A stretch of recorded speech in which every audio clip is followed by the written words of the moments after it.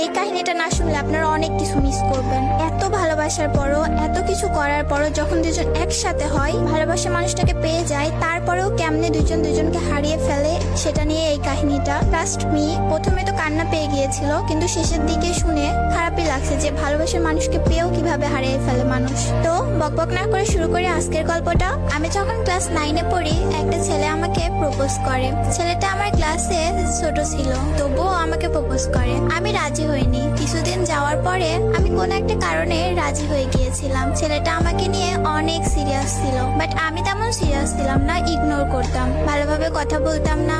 ছেলেটা অনেক কান্না করতো, আমার হাতে পায়েও ধরতো, রীতিমতো আমার জন্য পাগল ছিল। একদিন কথা না বললে সে পাগলের মতো হয়ে যেত। একদিন আমার বাসায় জেনে যায় আমি রিলেশন করি। অনেক বকা খাইছি, আমার ফোনটাও নিয়ে নেয় বাসা থেকে। তারপর সে তার ফোন আমাকে দিয়ে দেয়। সে তার বন্ধুর ফোন দিয়ে আমার সাথে কথা বলতো। আমি আবার ধরা পড়ে যাই, সে আবারও আমাকে আরেকটা ফোন দিয়ে দেয়। এভাবে অনেকগুলো ফোন আমাকে সে দিয়েছিল। সে অনেক পাগলামি করতো, আমাকে অনেক ভালোবাসতো, কিন্তু আমার ফ্যামিলি মানবে না। প্রথম প্রথম আম্মু মেনেও নিয়েছিল, কিন্তু আম্মু যখন জানতে পারে ছেলেটা সিগারেট খায়, তখন আমার আম্মু আর মেনে নেয় না। আমার বাসায় বিয়ের জন্য চাপ দেয়, অনেকগুলো বিয়ে ভেঙে দেয় আমি নিজেই। তখন আমার ফ্যামিলি আমাকে বলে, ঠিক আছে তোমাদের বিয়ে দেব, কিন্তু দুইজন কারোর সাথে কথা বলবা না, আগে বড় হও, তখন তোমাদের বিয়ে দিব।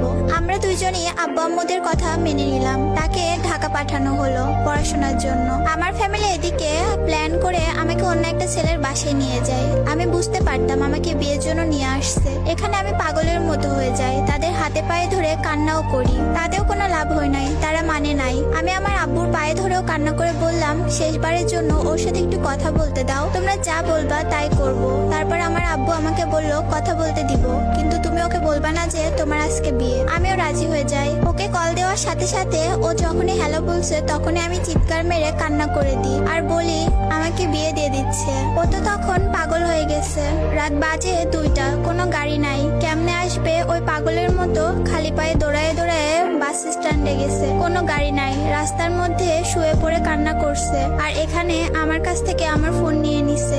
আমি অনেকবার সেন্সলেস হয়ে গিয়েছি, তবুও কেউ মানে নাই। আব্বা আম্মু এসে আমার পায়ে ধরে বলতেছে বিয়েটা না করলে ওনারা মরে যাবে। তাই আর কিছু করার ছিল না, সিগনেচারটা করে ফেলি, হয়ে গেলাম অন্য কারো। কিন্তু মনটা মানতেছে না, আমি পাগলের মতো কান্না করি। কি করলাম এটা? আমার কান্না দেখে আমার ফ্যামিলি আমাকে বাসায় নিয়ে যায়। আর যার সাথে আমার বিয়ে হলো সেও বুঝতে পারে বিষয়টা, সে তার বাসায় চলে যায়। আমি আমার বাসায় এসে পাগল হয়ে গেছি পুরা। পরের দিন বিয়ের লোকজন আসবে আমাদের বাসায়। আমাকে আম্মু বললো তুমি সবার সাথে ভালো ব্যবহার করবা, ওরা চলে গেলে তোমাকে ওর কাছে দিয়ে আসবো, ওর সাথে চলে যেও। আমিও বিশ্বাস করি, সারাদিন বিয়ের লোকদের সাথে অনেক ভালো ব্যবহার করি। দেন সবাই চলে যায়, কিন্তু লোকটা যায় না। আমি খুব কান্না করি, লোকটা যায় না কেন, ও থাকবে কেন? লোকটা বলতে আমার হাজবেন্ড। আমি কান্না করতে করতে আম্মুকে গিয়ে